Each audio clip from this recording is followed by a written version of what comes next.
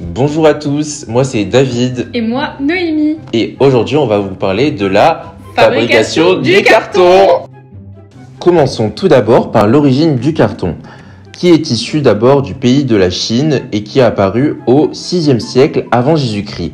Il s'agissait de la pâte à papier qui était utile pour la fabrication de meubles et de vêtements.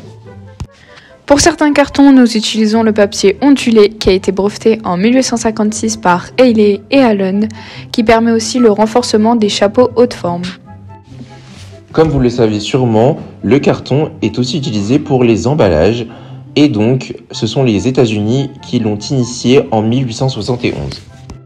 Deuxièmement, nous allons parler des étapes de fabrication du carton.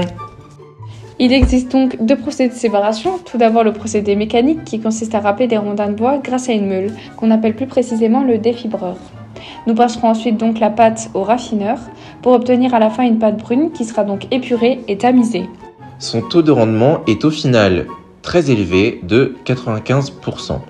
Le carton est donc rigide, mais sa résistance, son élasticité et sa densité sont réduites. Il peut être fragile et peut jaunir par la suite. Ensuite, nous passerons au procédé chimique qui consiste à traiter tout d'abord le bois pour ensuite le réduire en copeaux. Et à cela, nous ajouterons des produits chimiques. Le processus se fera à haute pression et à haute température. Après cela, nous allons venir ramollir l'anilline et séparer les fibres grâce à la chaleur et à la vapeur d'eau.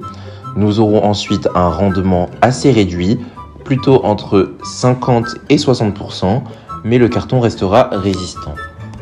Passons ensuite au procédé de fabrication du carton. Il existe deux méthodes de fabrication. Tout d'abord la fabrication avec pâte à papier qui nécessite plusieurs jets de pâte qui sont de même composition ou de compositions différentes. On utilisera pour le traitement de la pâte une machine à papier. Concernant la fabrication avec feuilles de papier, on fera un contre-collage de papier sec avec de l'amidon ou de la résine synthétique. Il faut savoir que l'amidon est à base de glucides.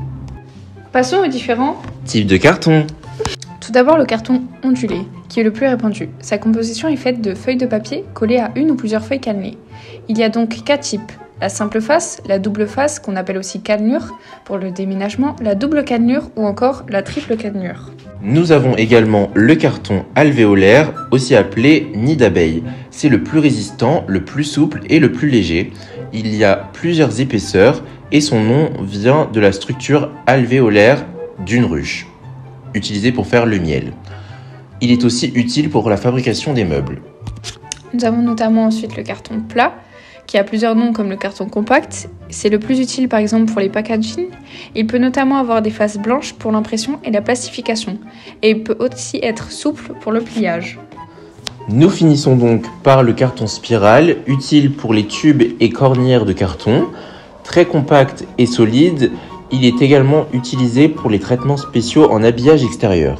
Pour conclure, nous noterons que le carton résiste efficacement aux chocs et aux vibrations. Il existe 4 types de cartons qui sont utiles, notamment dans la vie de tous les jours. Ces 4 types de cartons sont donc tous différents. On peut les dissocier grâce à leurs propriétés et à leurs techniques différentes. Mais de ce fait, le carton restera toujours un matériau très utile. Et le point positif, c'est qu'il est facilement recyclable. Alors on se retrouve la prochaine fois pour de nouvelles aventures. Au revoir. Au revoir.